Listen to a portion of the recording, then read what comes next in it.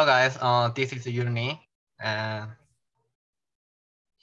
I'm a researcher in International Institute of International Trade in Sungkyunkwan University. And as Professor Jung have to leave due to other conference, I will gonna in charge of moderator for the last section of the today.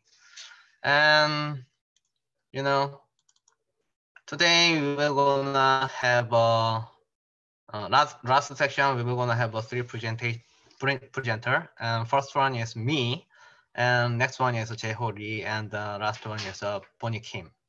And the last section is about the international trade, and most of the presenter from the Sungkyunkwan University, and they are kind of used to be a student of the international trade department. So the topic is related with that issue. And yeah, the before I will gonna start start talking about our session because I have to start my presentation from now on. So wait a bit.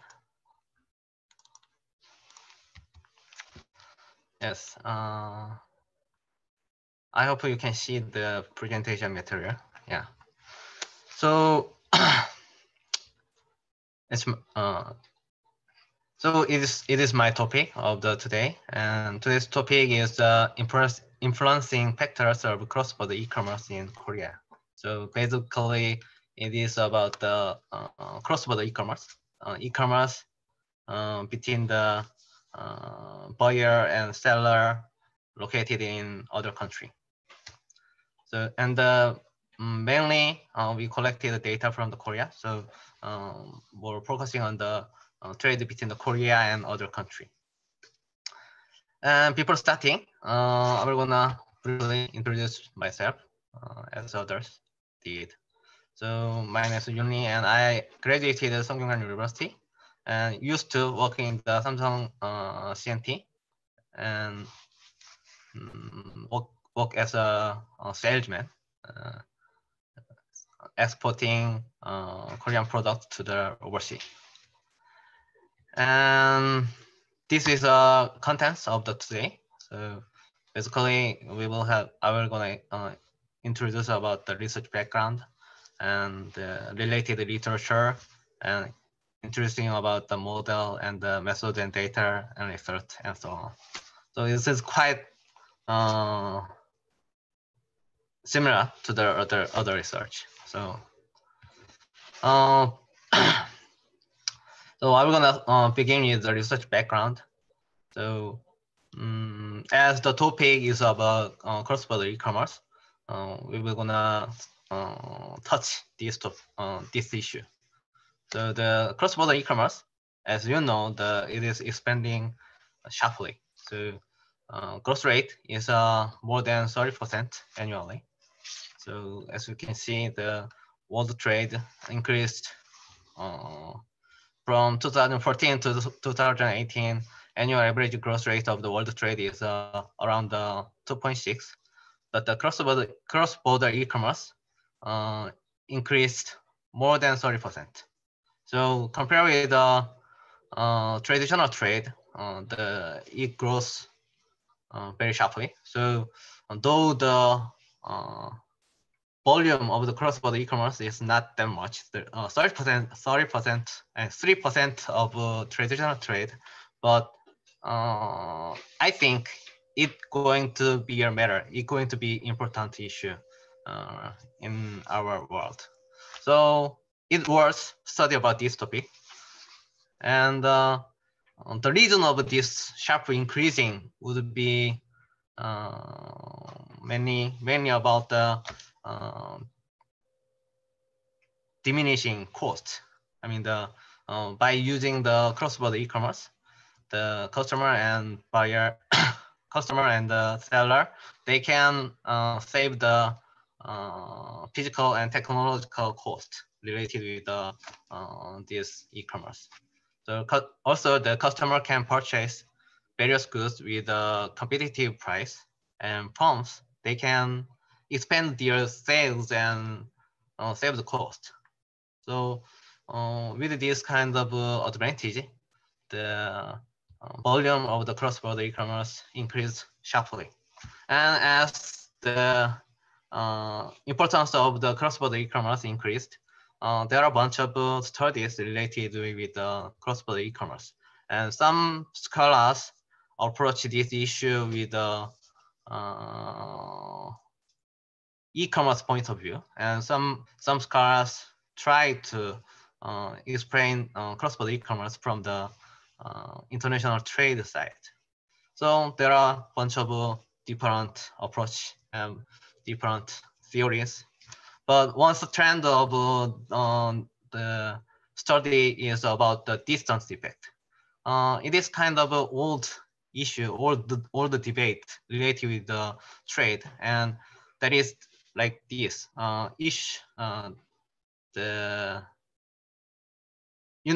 is a famous distance model which can explain about more than the 70% of the international trade.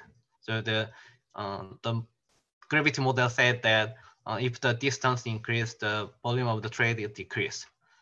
But about this issue,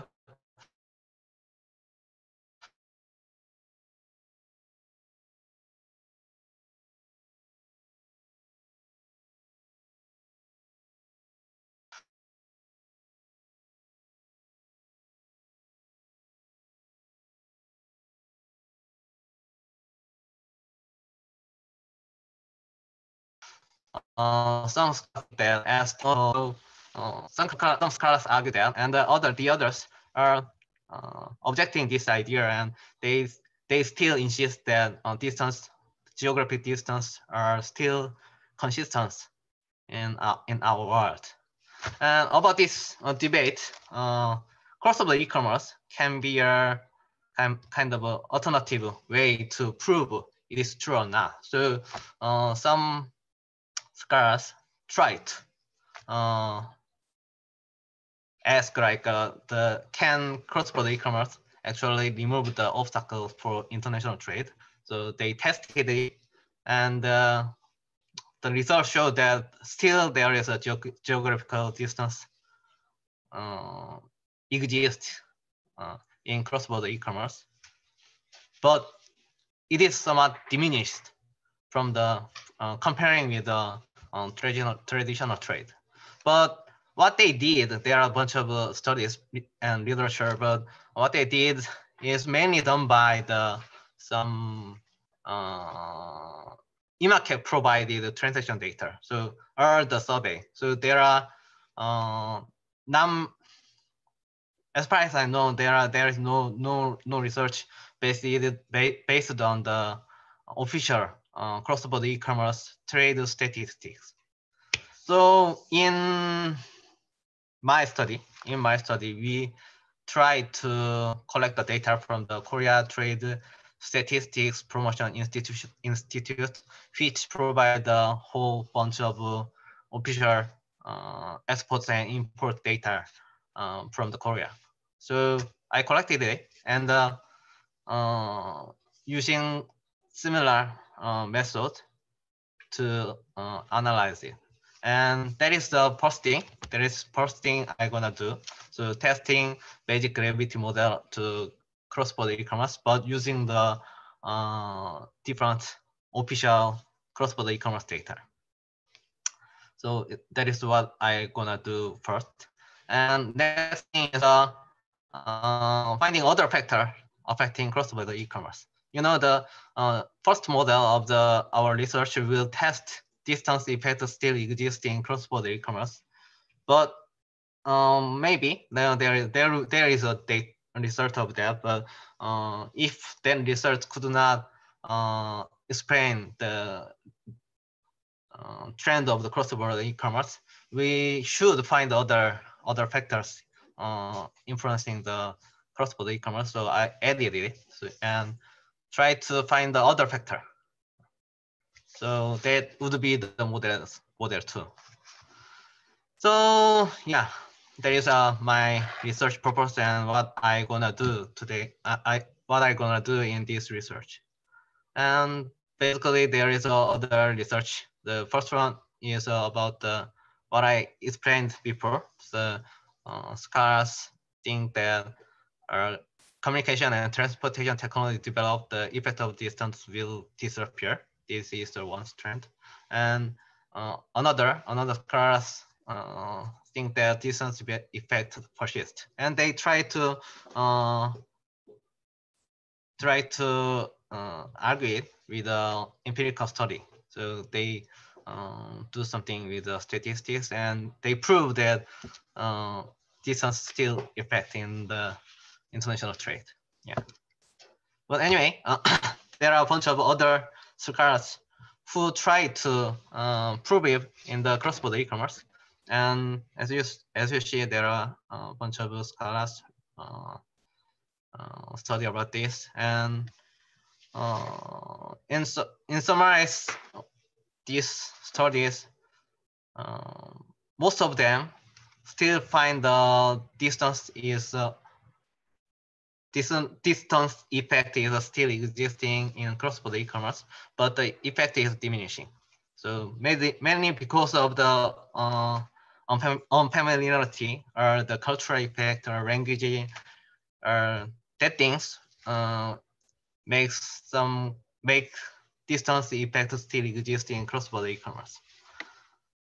So considering this and the other factor, we will build a model, empirical model for the our study. So model 1, as I said before, it is a traditional simple gravity model. So the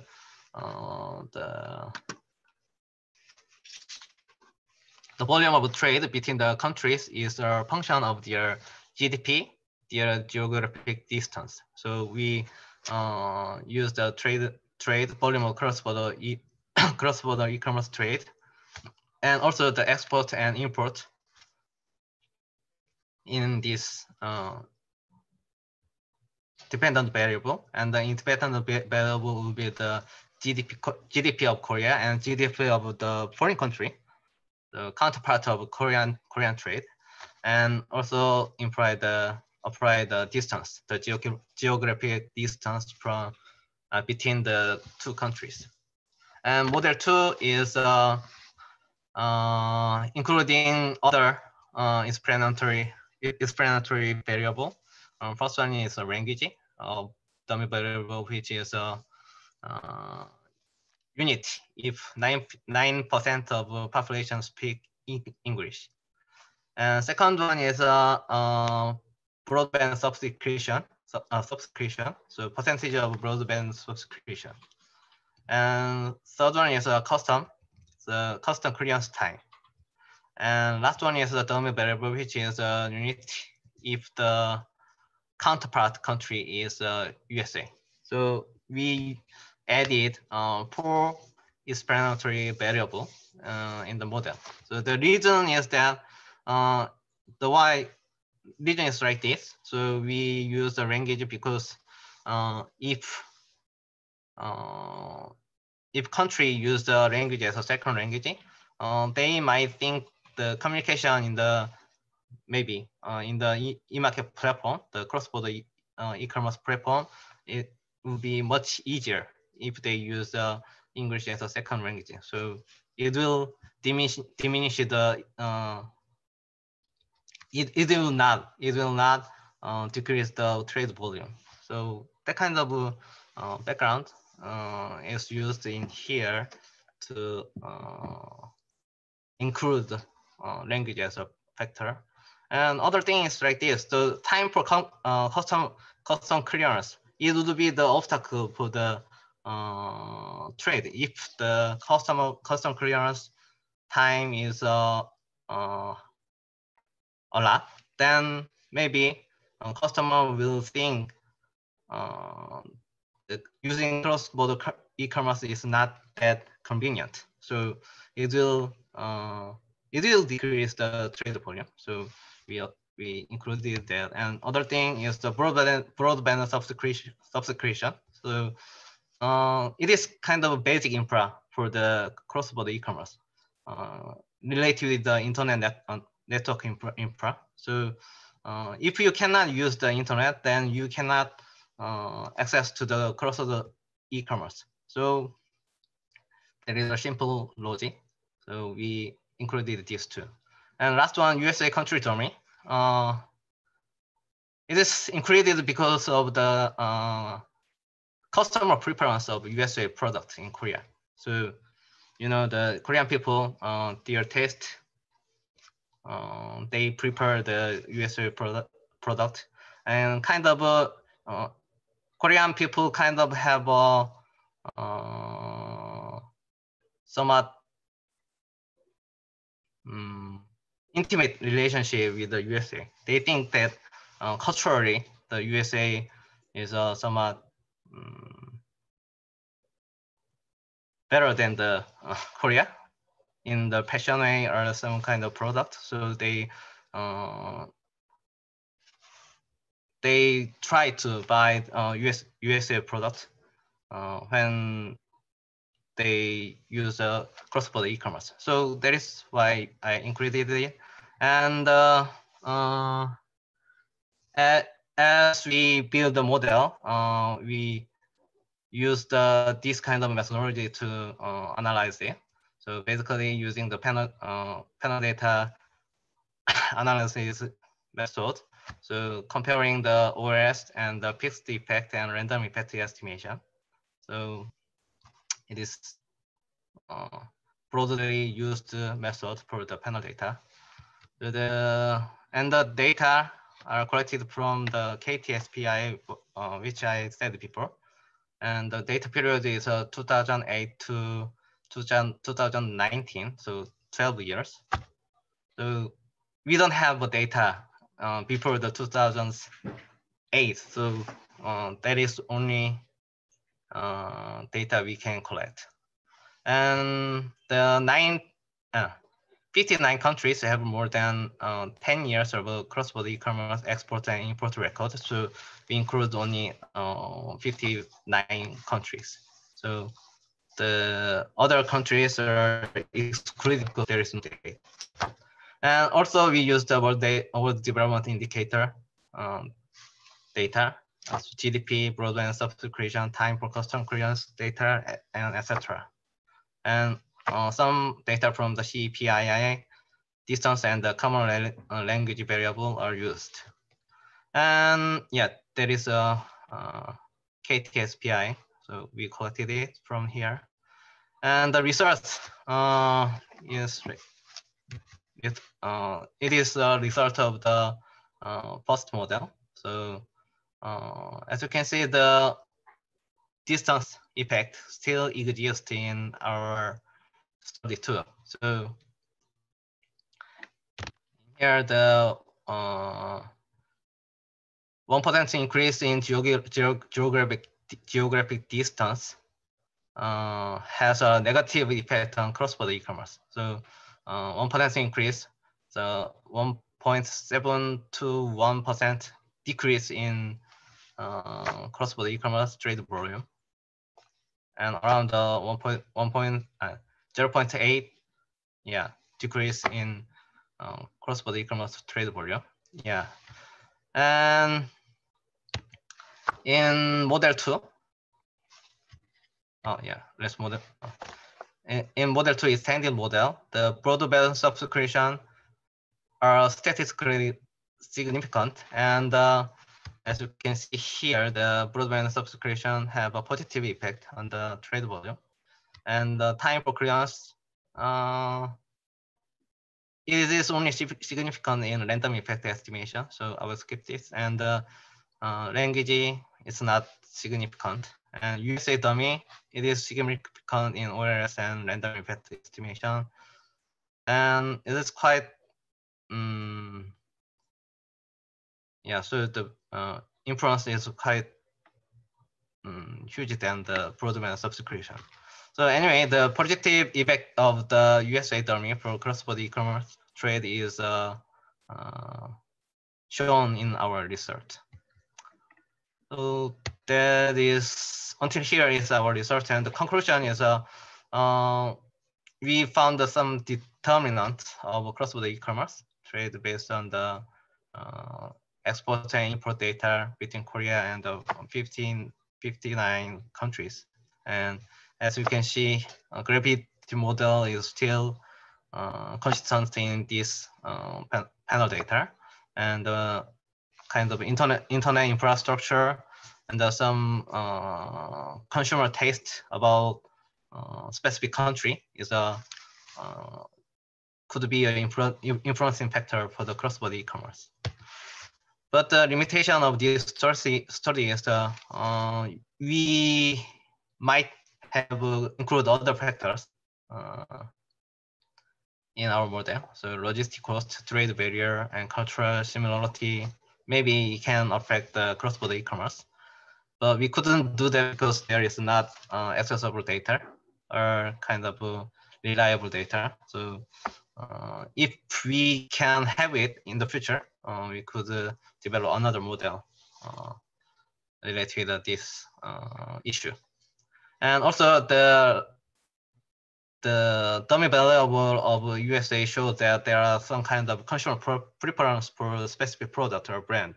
So if you divide the product category, not by the country, or not only by the country, to divide the product type, then we will find more detailed data about the consumer preference and the impact to the cross-border e-commerce. Yeah, that's it. That's it for my presentation. And okay, any question from the floor?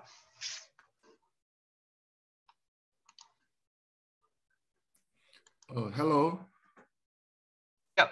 I'm the student of Mr. Jung.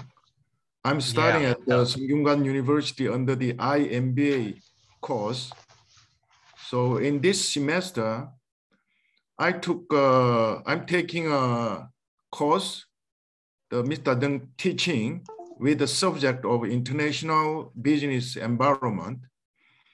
So from this online seminar, I've been learning many things from your good speakers. So I have one question. Mr. Lee, you just mentioned about the cross-border e-commerce trend and data.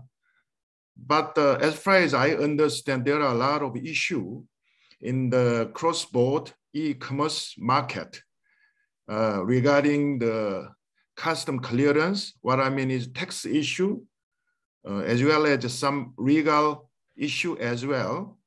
So is there any international movement to unify for new order to making as like some the agreement, international agreement for the cross-border e-commercial, trading?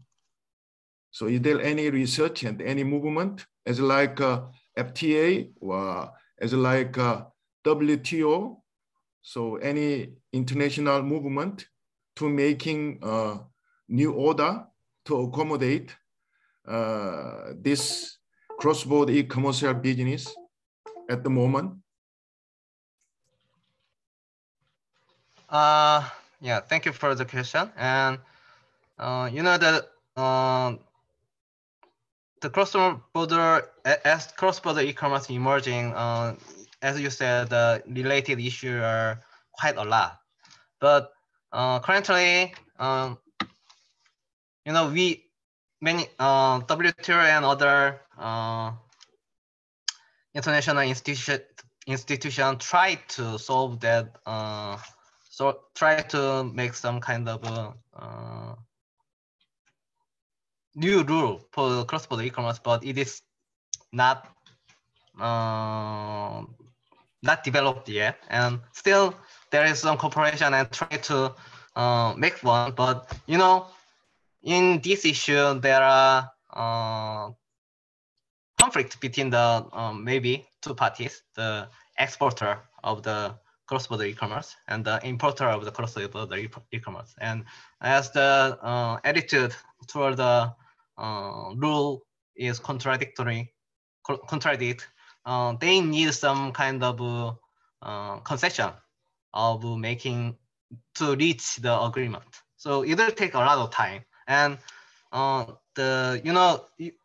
don't know, you know about the institution like UNCITRAL, and they try to make some rule more like international law related to the cross-border e-commerce or kind of regulation, how to deal with this issue. But still, it is on the working stage. They are doing they are studying about that, but still agreement is quite hard. So, it will take time. Takes more than 30 years to publish, to announce the CISG at the 1980s. But, it will take more time than that CISG to make some rule about the cross-border e-commerce. So currently, we will have to stick to each country's rule of each country, and some kind of rules and conditions in the e-market platforms. So thank you for your question. Any other? I'm just the thinking about as like HS code, like in cross-border e-commercial trading area also need that sort of that kind of how can I say, global unified the agreement, whatever it is like some unified, some form of regulation or things like that. I think I personally, I think I need it. We need it in order to currently the trend of the cross-border e-commercial trading volume is very much expanded, as you already mentioned about it. So that's why this is the time, no more delay. So I don't know personally what is any movement. You said that it will take time and there are something discussion, but I don't see very clearly. Yeah, because of that. Yeah, the problem is that since you are studying in that area, because of that, if you have any information and any significant movement over there or not, that is my personal question. So I think from the shipper's point of view and from the consignee point of view, there are each country have their own system in terms of a price, and what I mean is the custom clearance procedure. Everything is much different. So in the advanced country, as like development country, they have totally different processing and procedure in terms of custom clearance and the tax issue. So because of that, I think especially under the pandemic situation, I think the cross-border e-commercial trading volume, I think remarkably will be increased in the future. So under that circumstance, I think we should seriously discuss in this matter, and with the global the consents, under the global consents, I think so. So my personal question is that you still don't know about the global movement to making this one, or they are doing right now, but how can I say, each country have a different interest. Because of that, it can be a hurdle to make it. So that is my question. You understand, Mr. Lee? Yeah, I explained before the there are some working group are doing this, but what you said is about the taxation. Maybe it is about the taxation and the customer clearance, but you know the cross-border e-commerce are related with the somewhat consumer side. You know the actual buyer of the cross-border e-commerce is our normal people, not the merchant. So they are buying it for the personal, how can I say, personal usage, not for the sell to the others. So that's why it is typical problem. I mean it is related to the consumer protection. You know, each country try to protect consumer, and the role related to this consumer protection is quite different. And if the seller of the cross-border e-commerce are located in a foreign country, the problem is which rule should apply in this case. And so the one country try to make more protection to the consumer, and that linked to the other regulation. And maybe the taxation and the custom clearance is a similar situation. So why I said before it will take time means that there is a kind of many issues related in this for the e-commerce. So somebody think that it is a national things, and somebody think this is a international trade. So have to work with the other country. So that's why. And frankly speaking, I could not find any significant agreement related with it. So maybe in the future. So you also agree. You also agree this is a time for discussing about it either, right? Globally. Discuss it from now on. Not from now on. We have to discuss it continuously, but the research or the agreement will take time. Yeah. Okay. Thank you, Mr. Lee. Yep. Okay.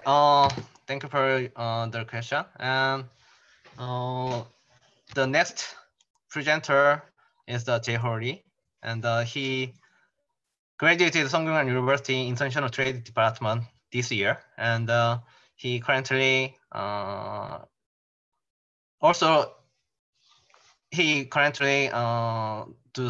lecture in the Sungkyunkwan University and participate in research in International Institute of International Trade in Sungkyunkwan University. So Jae-ho Lee, are you ready? Yes, I'm ready. Okay, you can start your presentation. Yeah, thank you for introducing me, Dr. Yoon. And let's start my presentation. So, as shown the previous two presentations, they are very perfect and show the result of the study. But my study is not complete. So this is the in progress, and I would like to show just my research idea. And before making the presentation, I would like to introduce myself and another participation, Professor Kim Sung-guk. He is now in Mokpo National Maritime University and also the Institute of International Trade at Sungkyunkwan University. So today's my topic is to investigate the main factors in smart port development utilizing smart port index. So before giving my presentation, I would like to say sorry that I could not prepare the presentation with the PowerPoint. So this may be difficult to read the text in my presentation, but please understand for this. And then let me start my presentation. I am going to give a summary of my research idea. Firstly, in terms of research background,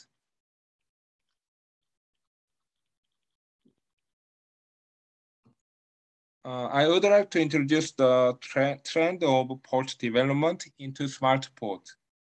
And this development of smart port is enabled by the fourth industrial revolution, such as the Internet of Things, called as IoT and big data. Broadly, the smart port is one of the parts in smart logistics. However, up to date, although a number of research has been focused on smart logistics, but smart port has not yet been studied enough. So when considering the importance of the port in logistics, the study on recent port development into smart port is necessary. So accordingly, in European countries, both scholars and practitioners are quite interested in finding innovative ways to reduce and mitigate the complexity of port operations, such as the smart port in Rotterdam and Hamburg. And another issue is related to the port privatization. So in fact, this is a long-standing issue worldwide. Since the 1980s, considerable ports around the world have been rapidly privatized, and there are still a lot of controversies whether the privatization of ports is useful for port development.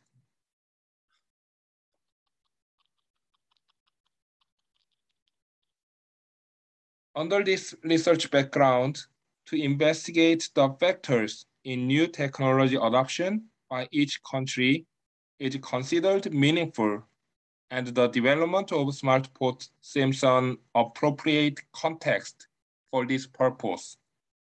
One of the main drivers and determinants of economic growth rates is the speed of adoption or rollout and diffusion of innovative technologies within productive processes. However, significant variation has been identified in rates and patterns of diffusion from country to country. Some countries tend to readily adopt change, while others tend towards resistance.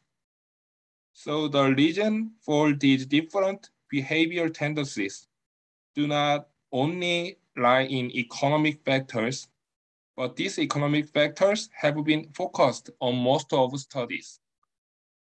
However, in addition to the economic factors, socio-cultural factors also can be main factors when adopting new technology in each country.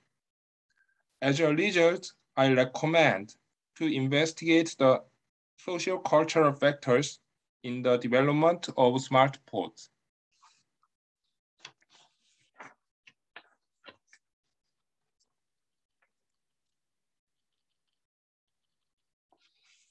And the other issue is the influence of state ownership. There is still controversy over the influence of this. So under the standard efficiency-based view of economics, state ownership generally fails to encourage corporate innovation and improved performance. However, in reality, we can find several cases in emerging economies of state ownership enterprises. For example, 129 Chinese companies were ranked in the 2019 Fortune Global 500, and about 66% of these are state ownership enterprises. This development can be explained by taking an institutional perspective. According to this perspective, the government in these countries are among the most important economic actors, with their control of the regulatory environment and the scarce resources, giving them enormous influence over the competitive environment in which firms operate. So these cases had contributed to our centers urgence of interest in the research community in state capitalism, with scholars examining the extent to which state control stimulates or disturbs innovation and the competitive advantage, and which form of state ownership best promotes corporate performance.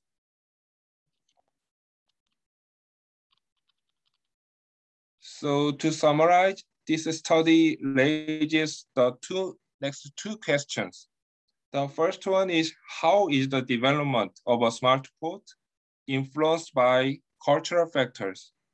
And the next one is the development of a smart port influenced by state ownership. So this was the summary of my research idea. Then next I am going to quickly give a more specific explanation on my research. Firstly, in terms of the port development process. The stage of port development can be divided into 5 generations, as shown in the first table. According to the UNCTAD model, we can examine the 3 stages of port development. So in terms of time period, first generation is prior to 1960, and the second generation between 1960 and 1980, and the third generation after 1980 and about to 1990. As we can confirm this table, the role of port become more and more broad. So in the past, the attitude of first generation port is very conservative, but the third generation is very commercial. So the role of and the importance of port is become more and more increased. So you can check the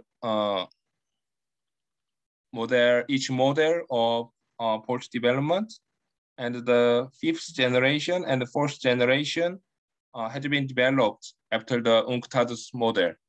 So the key point in the 5th generation port is combined with information technology or communication technology. So we can call this stage is smart port.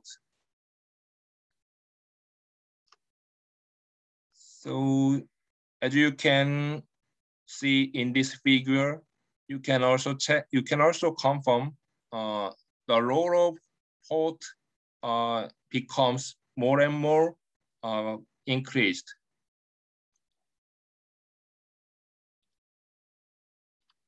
So anyway, and in terms of the port function and the ownership model of port, so we can call the public port when the regulator and the landowner and the operator are all of them are public.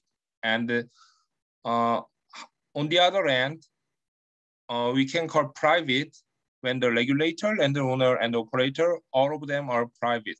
And there is also a hybrid model of public and private, or private and public. So this is the typology of the port governance model. So I have to consider how to measure this governance model, and this is the, but I have not yet solved this problem. And the cultural framework. As you know, maybe I think you know the Hofstede. So I am going to utilize the national cultural dimensions of Hofstede. So in my research model, I am going to use the uncertainty avoidance. This is the degree to which members of a society feel comfortable with uncertainty and ambiguity. So members in high uncertainty avoidance countries prefer less ambiguity than those in low uncertainty avoidance countries. And the next dimension is the power distance. So this is the extent to which members of a society accept that power in institutions and organizations is distributed equally. So status differences among workers may either be very pronounced in high power distance. However, in low power distance, workers that follow a more egalitarian philosophy when making decisions.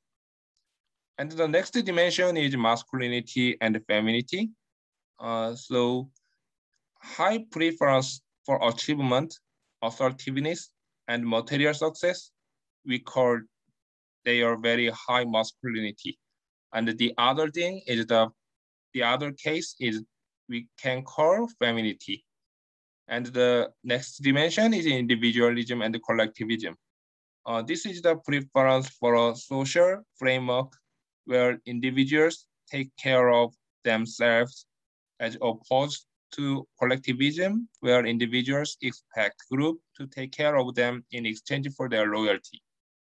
And the others are, there are time orientation and monochronism or polychronism and context and locus of control. So I am going to choose 5 dimensions and with the hypothesis. So in the end, I would like to show my research model. Before showing the research model, I need to explain the smart port index. So there is one article written by Molavi and the other scholars. They published in 2019 to develop the smart port index. So they divided into 4 domains in the smart port activity. So they are operations, environment, energy, and safety and security. So based on these dimensions, we can extract the smart port index or calculate. So this can be the dependent variable to measure the smart port development. So in the end, this is my research model. So I am going to use the published data by Hofstede or global project. We can check each dimensions of national culture. So uncertainty avoidance, power distance, masculinity, and individualism, and long-term orientation. And in addition to independent variables, I am going to additional moderator. So state ownership can be a moderator in this research model. So this is my presentation. That's what I prepared. Thank you for the listening. And do you have any questions?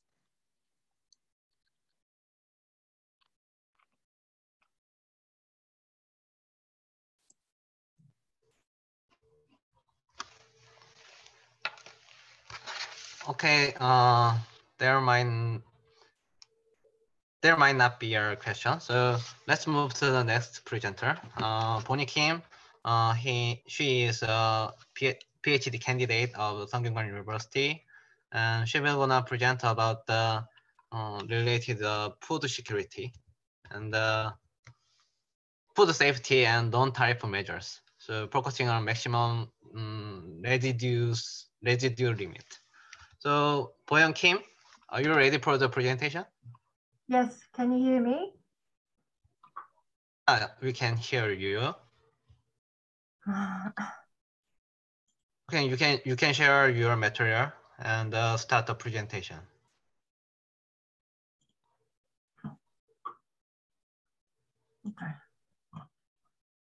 Okay. Hello everyone. My name is Boyoung Kim. I'm currently doing my PhD at Samgyunkwon University, and today I'd like to share my research that I have been working on so far. My topic is about the effect of MRL on international trade as food safety.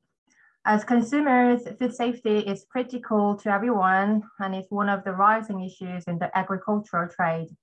So today I'm going to discuss how MRLs work as food safety in the international trade and how the previous literature have suggested. So it is still ongoing work, so it will be very appreciative if you could give some comments for my better research direction. And please feel free to ask any questions toward the end of my presentation. So to briefly introduce myself, I'm doing a PhD at the same time, self-employed since 2020. I studied insurance and risk management in the UK and China, and worked in Singapore as financial institution reinsurance underwriter. Besides, I worked for National Food Safety Information Service in Seoul, which has provided me good motivation to focus on this topic. All right, so MRL maximum residue limits are the maximum concentration of pesticide residue to be legally permitted in all on-food commodities and animal feeds. I'm not so sure how many of you are familiar with MRLs, but so before we begin, I want you to think about some situations. So here is a blueberry farm. Like other crops, farmers use pesticides to protect blueberries and to control pests. And pesticides can contain numerous chemical substances, and different types of pesticides may have different chemical substances. So for safety reasons, each nation has regulated the use of pesticides and its tolerance level called MRLs. Then questions arise here. So what if the blueberry farmers want to export to some countries, but each country has different requirements for the tolerance level? Seen in the table, though there are many different kinds of chemical substances are used to produce blueberries, but here are some instances in the table. So in order to export blueberries to US, for instance, the residue level for Cabral is 3.0 ppm, whilst to Canada is 7 ppm, and on the other hand, it should be not detected in Australia. Another example below is chlorantraniliprole. For the US market is 2.5 ppm. For Australia, it's 3.0 ppm, where the EU and Korea require lower residue limits. For EU, 1.5 ppm, for Korea is 1.0 ppm respectively. In this situation, would MRLs as food safety affect international trade negatively or positively? Another question is, would different requirements for different countries act as a negative barrier to the trade? Here is another situation. So here are several tropical fruits that are broadly traded in the world. But what if there are changes in residue regulations? So EU recently amended MRL requirements for prochlorase for major tropical fruits by lowering to 0.03 for mango and for pineapples in particular. the requirements for MLLs for prochlorides have become dramatically stricter. In this case, would such changes affect international trade negatively? Or does it actually enhance food safety and consumer trust, eventually increasing the trade volume? Based on these situations, here are my research questions. So first, how does MRL as food safety measure affect agricultural trade? Does it affect it positively or negatively? Second, do strict MRL regulations severely deter agricultural trade? Does it create a trade reducing effect or trade enhancing effect? How about effects in the short term or in the long term? And thirdly, and how do major countries regulate pesticide use, determine MRLs and missing MRLs? Broadly speaking, there are 4 different groups. The countries that follow Codex system and countries that follow the zero tolerance, countries that have a zero tolerance policy, and countries that have positive list system, or countries have their own national standards. And lastly, I'm going to examine how the previous research findings suggest. Yeah, my presentation consists of the followings. In the first part, I'm going to talk about research background and purpose. I'm going to talk about the third and fourth part first to provide a better understanding of MRLs. Then I'm going to examine the previous literature review on the effect of MRLs on international trade, followed by conclusion. There are 3 major motivations for this research. So first is enhance the food safety. Second, the rising importance of non-tariff measures and MRLs. And thirdly, the actual effect of MRLs on international trade. I'm not going to spend much time in this part, but I'll go over each motivation one by one quickly from the next slides. Thanks to the creation of the WTO, it has fostered a liberalization of international trade.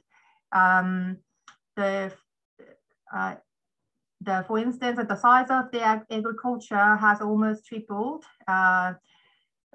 from $1.2 trillion in 1995 to $3.5 trillion in 2019. Also, as shown in the table, a graph on the right, at the same time, the average tariff rates has reduced by more than 50% since the creation of the WTO. The tariff barrier has been remarkably lowered, largely due to WTO and FTAs. However, in order to protect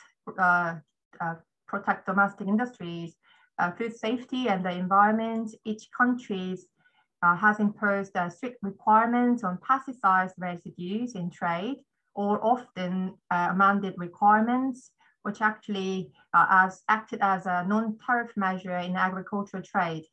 No doubt, the use of pesticides is an essential process to protect agricultural products. However, improper use can have a negative impact on human, environment, and livestock. MRL is one of the growing non-tariff measures, but its stringency varies by country, commodity, or risk assessment tools. And the awareness of food safety has increased in the aftermath of the food safety accidents, for instance, like BSE outbreak, Fukushima radiation in seafood, and so on.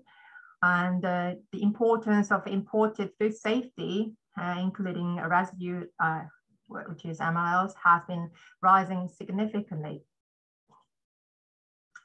For your reference, I want to clarify one thing here. So here, Non-tariff measures mean policy measures other than ordinary customs tariff that can positively have an economic effect on international trade in goods, changing quantities traded, or prices, or both. And it is different from the non-tariff barriers, which are the policies that induce an adverse impact on trade due to the specific discriminatory and protectionist intent. So since I want to know if food safety as non-tariff measures affect international trade either positively or negatively, so in my presentation, I'll stick to using non-tariff measures this term.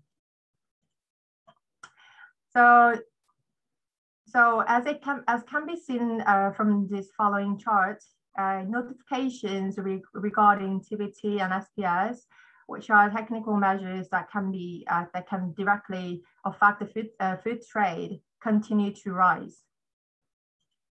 Among those technical measures, there were only 2 cases in 1995.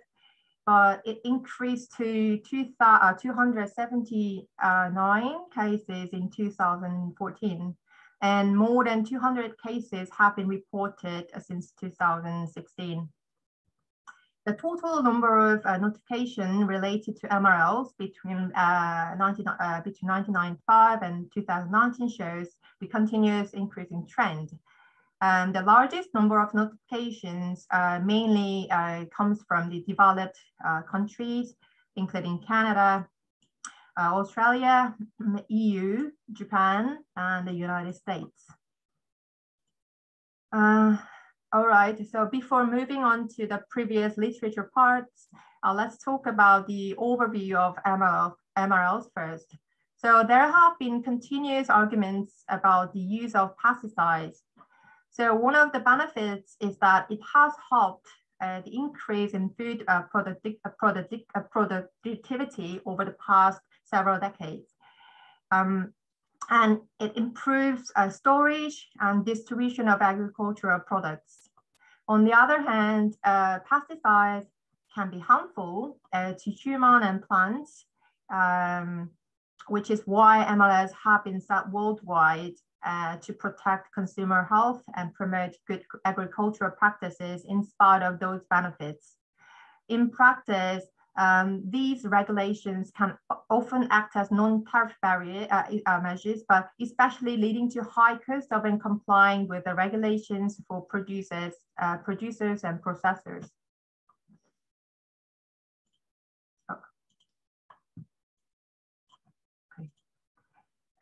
There is no unified standard for residue level because each nation, each commodity, each pesticide, and each risk assessment tool is different.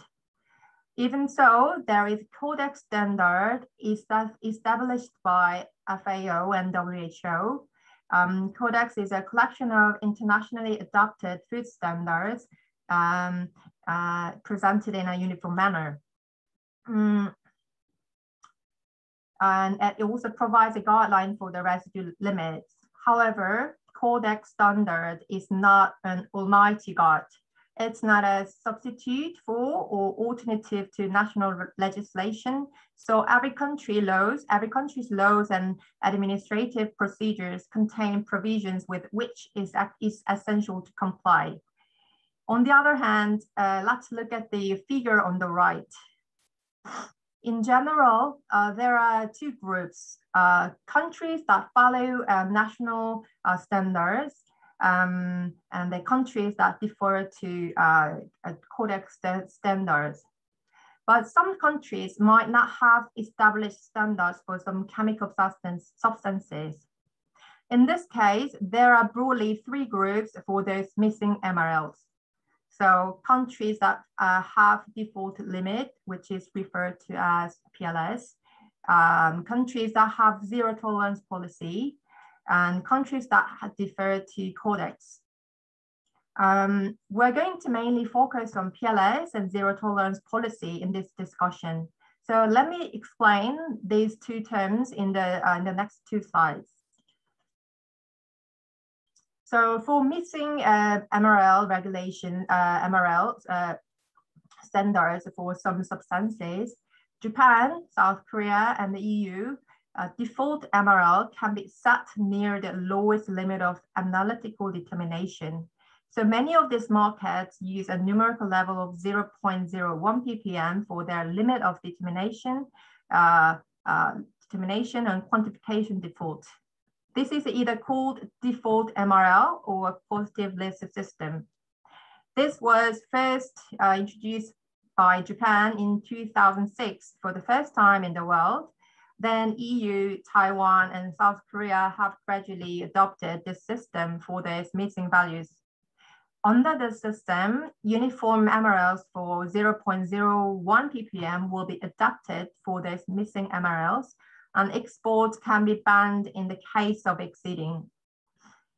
Compared to other advanced nations, Korea has only recently introduced this system. So in Korea, it was applied firstly to tropical and tree nuts, then applied to all crops since 2019. Next is zero tolerance policy. As the name suggests, the policy sounds quite stringent. So a zero tolerance means that no amount of pesticides chemical may remain on the raw agricultural commodity when it is offered for shipment. So countries such as US, Australia, and Canada have adopted this policy for the missing values for some chemical substances. The US has early introduced this policy since 1960s. In this policy, unestablished residues should not be detected, and if detected, no import is allowed. Therefore, in this sense, zero tolerance policy is stricter than PLS policy. Similarly, Australia requires that any chemicals that are not approved or exempt from approval cannot be used as active constituents in an agricultural or veterinary chemical products.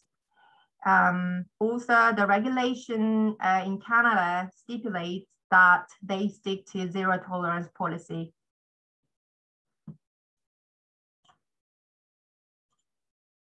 Both PLS and zero tolerance policy have some benefits as it improves pest management and enhances food safety management for imported food products and prevents of misuse or abuse of pesticides. But still, there are several challenges to be addressed. So if these policies have been long established, there may be less market confusion. However, if a country introduces either PLS or zero tolerance policy, for instance, implying like stricter requirements for residue levels, it may significantly affect farmers and agricultural trade. So lowered MRLs are perceived as restrictive and generally result in the inability to use the related pesticides.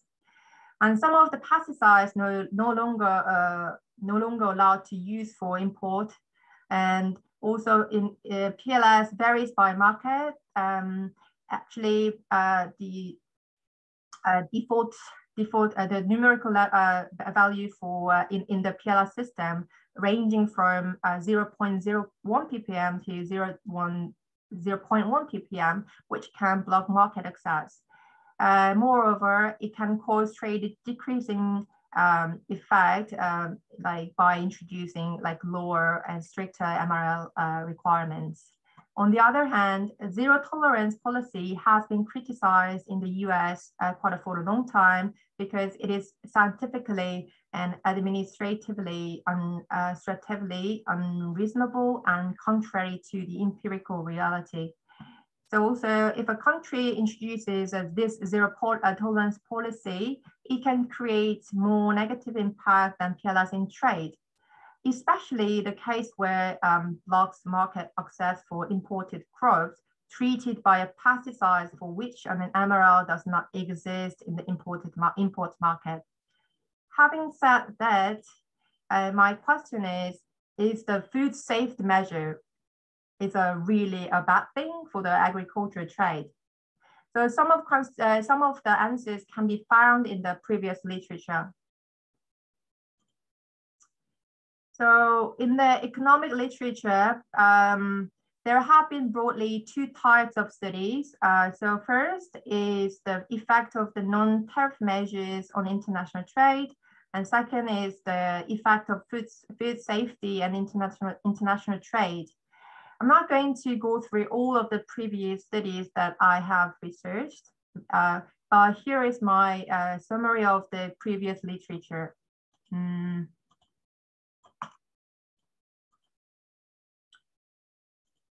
Okay, so here are key summary of my literature review. So while tariff barriers have been significantly lowered since the creation of WTO, non-tariff measures have been steadily increasing, and the effect of non-tariff measures have been actively studied mainly in 2020s. This is largely due to the creation of the WTO, right? And second, and most of the previous research has focused on the relationship between trade and TBT SPS as non-tariff measures. And also the effect of non-tariff measures, of course, are varied by methodology and country and commodity and non-tariff measure proxy. Overall, agricultural trades are negatively affected by technical measures, including MRLs. Gravity models has been dominantly estimated for the research. So one of the interesting findings were the Lee and Begin suggest that studies using MRLs tend to evidence more trade impeding effects than other measures because they focus on specific technical measures. And developing countries have found to be more prone to non-tariff measures imposed by importing countries.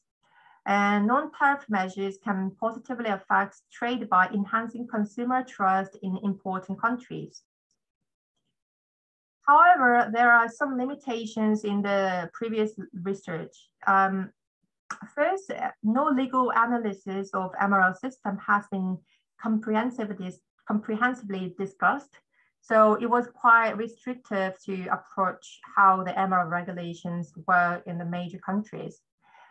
Second, although the previous studies dominantly argue that non-tariff measure or MRLs have a negative impact on international trade, little research has considered the effect of changes MRLs on agricultural trade for the short term and for the short and long term. Due to the volatile features of the MRL regulations, changes MRLs can lead to trade reducing effect because of the burden of production cost in the short term. However, with these stricter food safety measures, it can reach safety enhancement and create consumer trust, leading to trade increasing in the long term.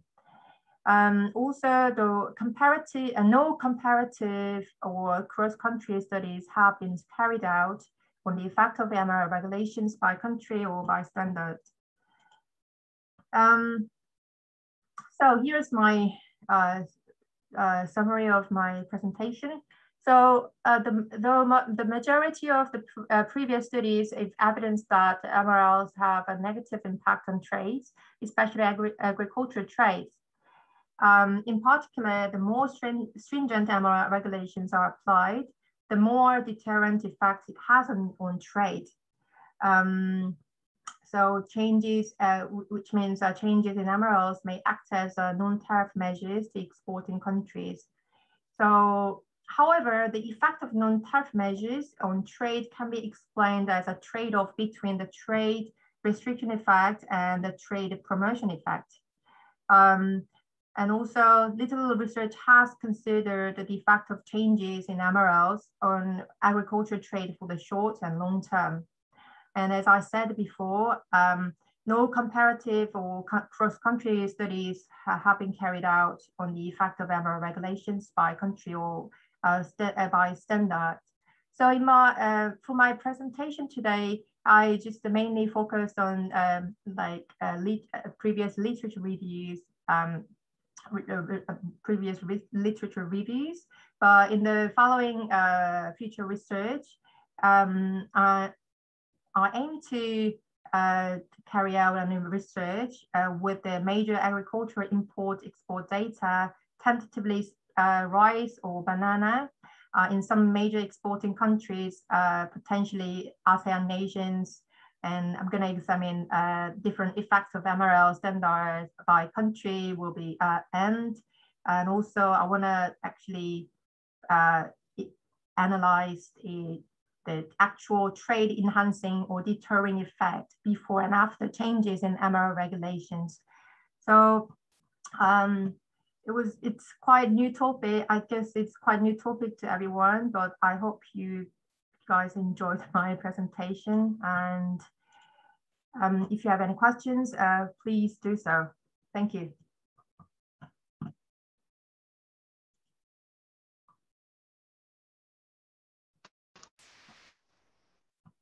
Thank you, Boyan Kim, for your presentation. And this is our last presentation of today. So today's program is over now. And thank you, guys, who remain in this meeting room until here. And we're around 10 minutes, around more than 10 minutes ahead of our schedule, but I think everybody is happy about this 10 minutes. So we're gonna end today's session here. And you know, there is another conference. You know, this conference will going until the Saturday. So tomorrow there is another program and another presenter from the 9 o'clock. So 9 o'clock, I hope all of you guys are to this meeting room and meet you again. So thank you for all the participation, and this is over. Yeah. So anyone who wanted to say anything?